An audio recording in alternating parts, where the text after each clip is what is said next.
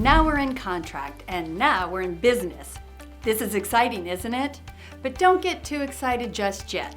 We have to make our way through the contingency time frame with the buyers. The buyer will now secure their loan, have their inspections on the property, and review all reports and disclosures.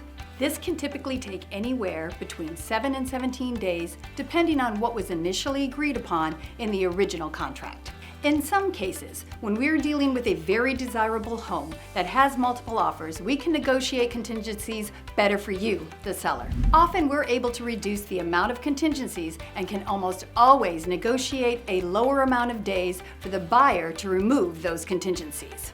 This gives you peace of mind quicker and definitely the advantage. During the contingency timeframes, the buyer can back out of purchasing the home if they're not happy with what they've discovered in any of the reports, disclosures, or the inspections.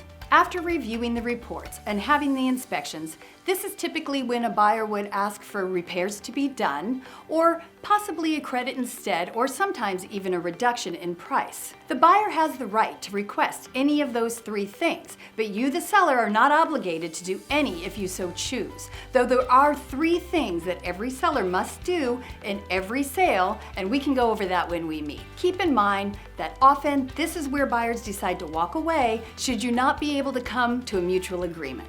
Also, for any reason, if they are unable to qualify for their loan, they can walk away from the agreement. This is why it's so important to hire an agent that does their due diligence when you initially select the buyer that you ultimately open escrow with. It's important for your agent to vet the buyers, ask the right questions, and have the right conversations with the buyer's agent and the lender.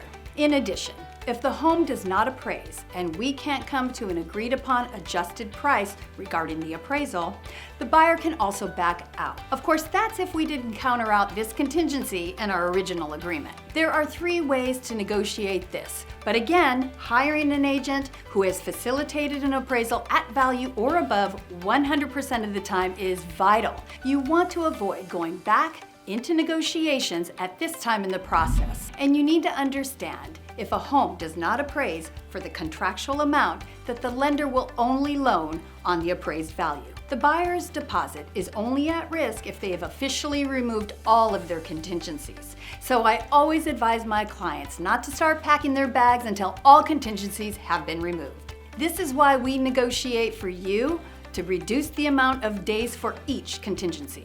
Once contingencies are removed, well, now there's a little relief and more assurance that the sale is actually going to go through, and you should be moving soon. Watch below and see what happens next and what to expect. And feel free to personally reach out to me or someone on my team so we can get more details about you and your needs so we know how to properly serve you and advise you.